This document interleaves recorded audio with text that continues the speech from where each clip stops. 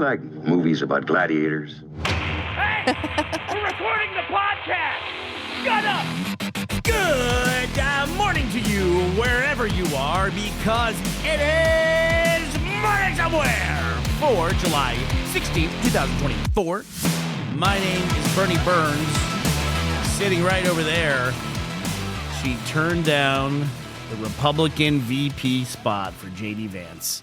That was nice of you, Ash, to do that. Ashley Burns, everybody. Thought I would take a break. So Trump Vance, that's just our political news for the day. The Trump campaign has selected J.D. Vance of Ohio as the Republican running mate for Vice President of the United States of America. J.D. Vance. You think Ted Cruz is sad? You think the Florida guy's sad? Listen, I don't like to do politics. At the same time, fuck Ted Cruz. Fuck that guy. What fuck you mean? That guy. What you mean, Cancun Cruz? Man, so for those of you who don't know, there was a storm bearing down, like a winter storm bearing down on Texas, and he fucking hightailed it to Cancun and didn't give a shit, just didn't give a shit.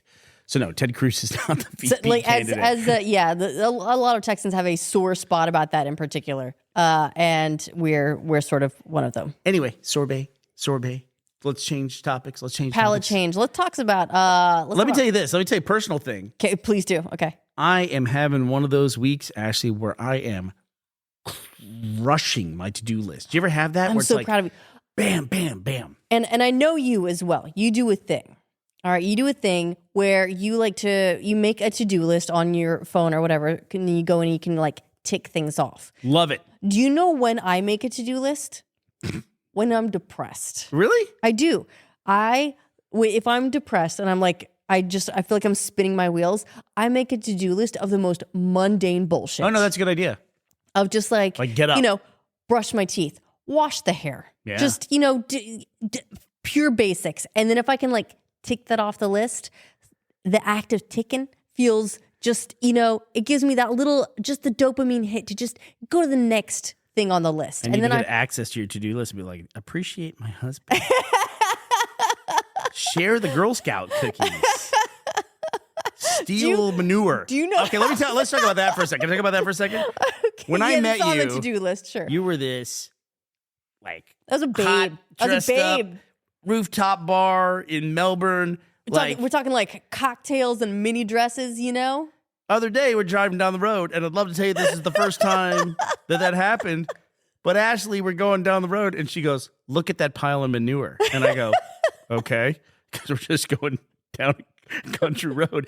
She goes, "I bet we could steal that pile of manure." She wants to steal manure for her garden. It's so good for the garden. What happened? We're at point B. We're at point X, Z, somewhere. How did we... First, was it COVID? What happened? What happened? Look, I know how we could do it. I know how we could pull this off. There was literally a time when we were in bed, and she was quiet in bed, and I said, "Are you thinking about the pile of manure?" I know how to do it. Okay, here's what we do. We're gonna get away with it. We gotta hook up a little trailer, just back it in. There's an access road right next to the pile of manure where all we have to do is back it up. We just fill that trailer and off we go. Happened? No one's gonna be the wiser. Okay, it'll be great for the garden. We're having a lot of trouble getting our raspberries to take. Raspberries, Bernie. I thought raspberries were impossible to kill. Can I give you just one note on your plan? There's no we.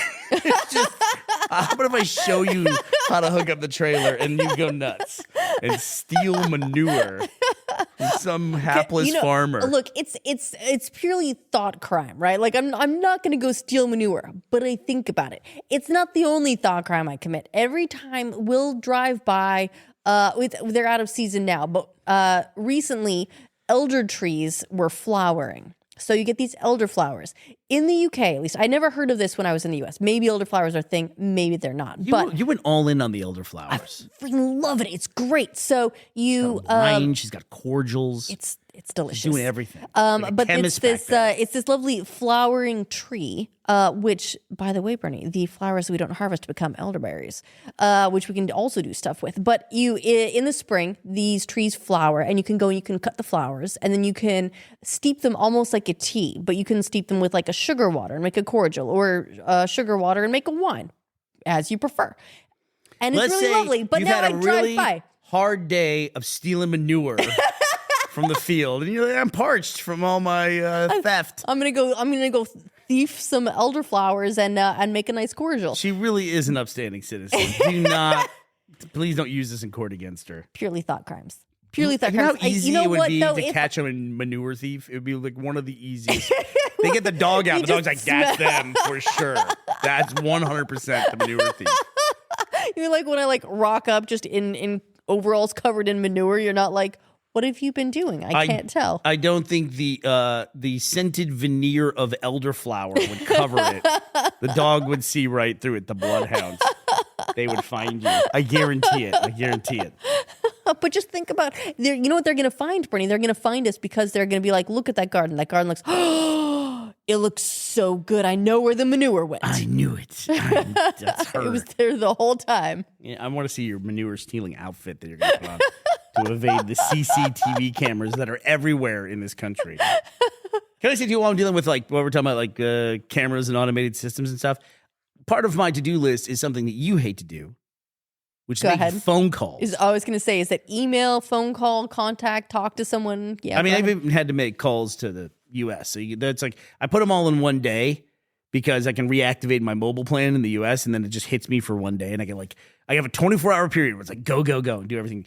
I just want to say, for the record, I don't know who needs to hear this. The menu options have not recently changed. That's a fucking lie. That's a They're telling lie. me. It's always a lie. I don't know why Every time. they're lying to us, Ash, about the menu options recently changing. There's an automated menu that I call, and I have had to call this automated menu about once a month for the last 4 years and just update some stuff. The automated menu tells me every time has recently updated. I know it hasn't because I programmed the options with like commas and things like that in my phone number so that it automatically routes me goes through dial, it. dial. For And you go, 4 years, it's been Exactly. telling me the menu options have recently changed, and they absolutely have not. Theoretically, there could be some menu option far after the ones I'm selecting. Those are the ones that are updated. I'm not buying it. I want to talk to these menu options. Who sent you? Why do you smell like manure and elderflower? Menu option. the aroma, the heady aroma of crime. Can I tell Speaking of another crime, tip? Can I do one more tip real quick one more tip. for your iPhone? So I don't know shit about plants. I don't know anything about them. And now I got to identify gooseberries and elderflowers. And this, like, people You walk don't have around to with identify. They're in our garden. You don't have to identify the gooseberries. You go to the gooseberry I bushes and say, "Look, gooseberries." do have to identify them because we have friends who come and we go through your garden and they go, "What's this? What's that? What's that?" Like, how would I know? What is this? So now on your iPhone, you go, you take a little photo and you wait a second. If you have a data connection, there's a little eye at the bottom of the photo. And then it puts a little, It's like sparkles, like a little zing, a little sparkle on it. If you get the little sparkle, a little oomph. the iPhone will identify the plant for you. It'll tell you what the plant is. Greatest thing ever. I look like the smartest botanist in the world. Very helpful. However, as I understand it, it refuses to identify mushrooms for a very good reason. Oh, that makes sense. Yeah, those are shady characters. Yeah. Also, don't ask like AI anything to identify mushrooms for you. I have a better idea. Just don't eat the mushrooms. Also, it refuses to identify any plants that were grown with stolen manure. It's just a safety thing. That's it. Okay, well, That's it. look. While we're on the topic of theft and phones, actually, this is very appropriate. So AT&T has been hacked. Oh, And this is a big deal because AT&T What'd they get? is a huge provider of telecom services. used in to the be US. the only one, and they broke them up in And 1982. Then didn't they get the band back together? Yeah, pretty Anyway, much. so this is fairly new happening, but 109 million customers in the U.S. For AT&T have had records of their calls and texts from the year of our shit, Lord, really? 2022. Wait. stolen. This is important information. When were these texts released? 2022. So if you had Is what- AT&T in 2022, your texts are out on the web. It was so unclear. Good luck, everybody. Start running now. The group chat is in the wild. It's out. The package is in the open. Alert. Alert. No, but specifically, it's between May and October 2022. AT&T is saying that the contents of your calls and texts was not leaked, just the record that they happened, I guess. Wait, and what does that mean? How do you? So you can see that I made a text to somebody. If I was on AT&T, you can see that I made a text to somebody, but not what I texted. Potentially, yeah. So either way, though, if you've been sending a lot of texts to people that you shouldn't, Ooh. Go ahead. Here you go. So Okay, here's the okay. thing. So these are texts through AT&T. Nobody's texting if you have an iPhone. See, this is people always wonder the blue text versus the green text. So the blue text just go over data, right? So that would just be over Wi-Fi in most cases. theoretically, yeah, that wouldn't So- count as a text message. So, but also, like for instance, what can if happen you- with this? If you're can on see, that green bubble, watch the fuck watch out. the fuck out. It's in the wild. But you would only see like this number texted that number. That's it, or called this number. Because Watch you out. know that they're planning a manure heist. That's why did you text this farmer with a trailer 50 times in one day and then refuse to talk to them for 3 months after that? It's because we all go our separate Yeah, ways that's right, man. afterwards. That's a You know good- how it works. Good heist. Nobody knows who anybody is. Speaking of You got heists, Mr. Brown, Mr. Slightly Less Brown. but there was another thing that happened recently too. Have you heard about the Ticketmaster like Taylor Swift heist? No. So, well, it's not heist. It's a ransomware thing. And I'm not generally on the side of ransomware people, and I'm not in this case as well. But I will probably Wow, have bold call there. I'll have a laugh about it because I also don't like Ticketmaster. I feel really bad for all the people who are probably going to get caught in the crossfire. But it's basically a bunch of jerks and a bunch of jerks fighting it out. So a hacker group basically got into Ticketmaster's system and stole a bunch of Taylor Swift Eras Tour tickets or barcodes for these. So and then sent Ticketmaster like a ransom notice for like $1 million, right? Like if you don't give us $1 million, we're gonna release like 40,000 tickets. That's a lot of tickets anyway. It's a lot of money. Those things go for a lot. They go for a lot. So is it tickets that were already sold, so they had a barcode generated for them? So they're giving away tickets that consumers already own? It sounds that way. And they've also apparently recently contacted Ticketmaster again and were like, actually, these are pretty good. So now it's $8 million. They upped their price. They did. They negotiated up. Look, we brought in an outside firm. They did a valuation. Our prices were just too low. Holy shit. We brought in the best manure specialist we could find. I got to say, on the surface, it seems like, oh, they're going after Ticketmaster. Good on them. Right, because everyone hates Ticketmaster. However, the people that are going to be affected are the people who've bought tickets for these concerts, and that sucks. And let's be honest, if someone's getting one of these barcodes via ransomware, they're not taking the code down themselves. They're selling it to somebody else. So now there's even more people that are going to be affected by this. That sucks. Probably, yeah. It's the knock-on effects could be crazy. There was By the way, in the Patreon yes, discussion I had with Ben, yes, he offered us, he had 4 tickets to Taylor Swift at somewhere down south in England somewhere. And he casually mentioned giving us some of the tickets. what the hell, dude? I know. I ended up turning it down. I didn't know if it was a real thing or not. I didn't know if it was a real thing. Well, you thought they were Ticketmastered? What the hell? I don't know. I don't know what happened. I don't know. Maybe he's the hacker. Burns. He's trying to draw us in. That's what it was. I don't know. Anyway, so It was Ben all along. you should listen to it and see if I handled that properly. I don't think I handled that properly. I'm gonna listen to this again. Yeah. I clearly didn't catch that part, or I would have. Well, pulled you the up menu on it at the options have time. recently They changed on our had page. recently changed. It's easy to get lost. All right, do you mind if we talk about some other things? Before we get into box office stuff, I want to do a quick little wrap up. I have another thing here that the Tesla CEO, I believe his name is Elon Musk, appears to confirm delay in August 8th robotaxi event to make design change. So we'd previously talked about this robotaxi event they were going to have that was going to announce this revolution of how you could put your car to work for you. That has been delayed. Do they have a new date on it, or is it just sort of watch this space? We'll put a new date soon. Musk didn't give a new date for the event, but in a posting on X, the social media site that he owns, he wrote that he requested a design change to the front of the vehicle. The extra time allows us to show off a few other things, he wrote. Bloomberg News reported on Thursday that the robotaxi event would be delayed until October due to changes sought by Musk. That sent Tesla shares down 8% for the day, but they have since rallied and closed up 1.8% at $252 a share. So, Man, stocks are weird. Stocks are really weird. So that sent Tesla plummeting like a drop of 8%, recovered a little bit. But to put that in perspective, AT&T, this AT&T thing, having 100 million customer, records leaked, they dropped like 2% maybe. yeah. It's so weird. Just completely different companies are working on very different stock scales. I just don't think that people take data leaks very seriously at this point. Like, what was the one you think was the huge one that then, if that didn't break the whole system, nothing would? Oh, can you think of one? Was it Experian, the credit agency? Like, everyone's like financial data got leaked, and then they gave everyone like a gift certificate to Chili's or something as compensation.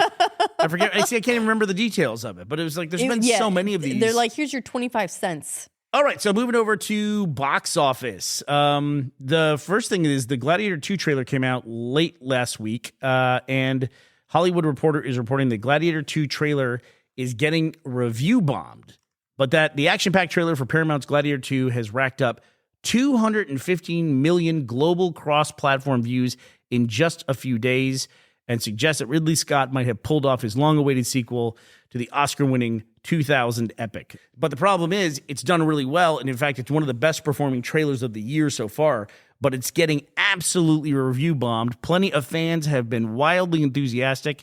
It also has 133,000 likes versus 280,000 dislikes and counting. That's a lot of dislikes. Do we know why it's getting bombed? Wading into the comments on the video and on X, this is all from the Hollywood Reporter.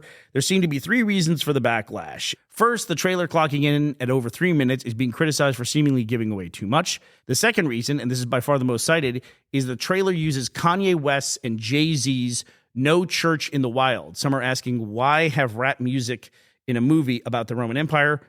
The third reason for the backlash, some are griping about Washington's role in the film. So I'm not really that invested in Gladiator. I can't believe people are like holding on from a film that was out in the year 2000. People who, I mean, I know people can watch it on home video, but people who are really into Gladiator, they must be like 30 or 40 at this point. They're out there review bombing a YouTube trailer. Come on, guys, you are fucking adults. It's 24 years ago. 24 years ago. I mean, how old do you have to be where you stop review bombing a YouTube trailer? Also, in other news, Inside Out is continuing its march to the top grossing animated film of all time. And actually, there might be a couple of controversies associated with this. Oh, controversies hit me. I love a good drama. The first one is, you cited previously Yes. that the top grossing animated film of all time was Frozen 2 at $1.45 billion. Yeah. Inside Out is currently sitting at 1.35. So it's got about 100 million to go before it beats Frozen 2.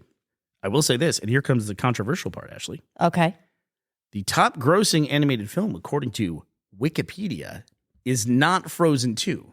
Ooh, what is it? It is The Lion King 2019, which was billed, if I recall correctly, as the live-action Lion King.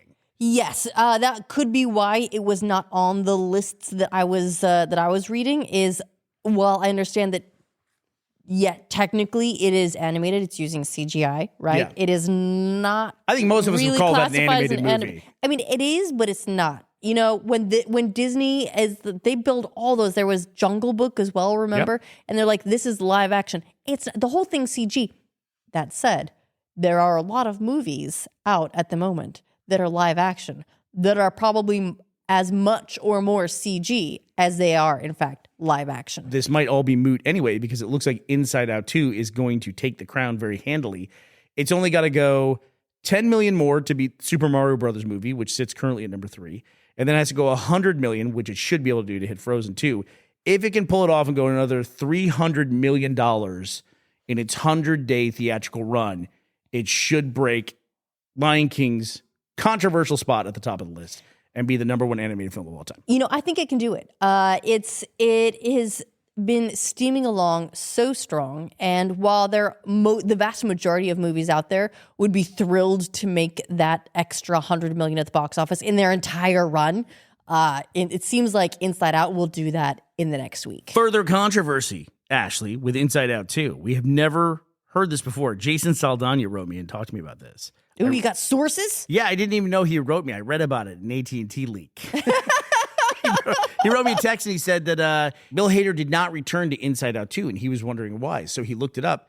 Mindy Kaling and Bill Hader both did not return from Inside Out to Inside Out 2 because reportedly they were only offered $100,000 to participate in the movie, which, regardless of how you feel about that salary to be a voice actor for a major Pixar movie, after now it has grossed $1.3 billion. That looks absolutely ridiculous in hindsight. It does a little bit. For reference here, Amy Poehler was offered reportedly $5 million to return as Joy.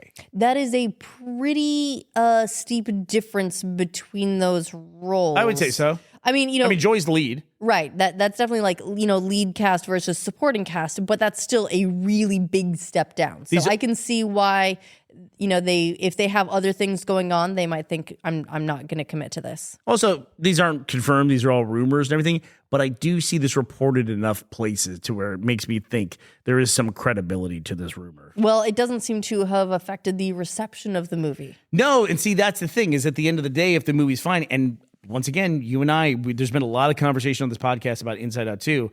I haven't read any comments or in any of the other articles I've been reading about Inside Out 2. Jason Saldana was the person who went out and found this, like dug it up, that why wasn't Bill Hader in the movie as Anger anymore? Not Anger, sorry, as Fear. He plays Fear. Yeah. Well, before we go, there's a new series that's just come onto my radar. And if you are... if you're feeling the idea of Gladiator 2, but not necessarily the execution, and you're one of the downvotes on the trailer, this is a series I just found out about. That's out in a few days. It's called Those About to Die. Have you heard about this? Yes, I have. Have you? Okay, what have you heard about it? Well, here's why I heard about it. When I was looking up articles about Gladiator 2, it kept serving me ads on it. And for a while, I actually thought that the name of Gladiator 2 was Those About to Die. Oh, really? I did. I was confused for a moment. I think that brand confusion was part of their strategy.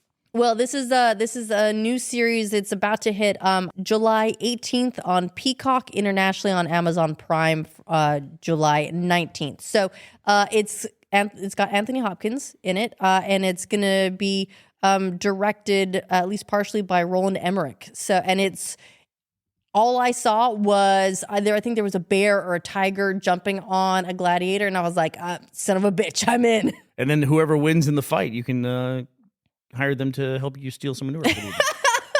Oh, also shout out, it's got Ewan Ryan in it, who was the really sadistic guy in Game of Thrones. Really? The plays Ramsey. Yes, Ramsey Bolton. Yeah. And he was great in Misfits, so I would see it just for him. I played that character so well. It will color every performance I see of him for the rest of time, I think. Good. All right. That's a great job on his part. Well, Ashley, who are our 2 men enter, 1 man leave today? Today, we are thanking Logan Dean and Christopher Solis for entering the ring. One of you may leave. All right. Thank you very much for sponsoring this podcast, the 2 of you. Good luck in your fight. We will be back to talk to you tomorrow. We hope you all will be here as well. Bye, everybody.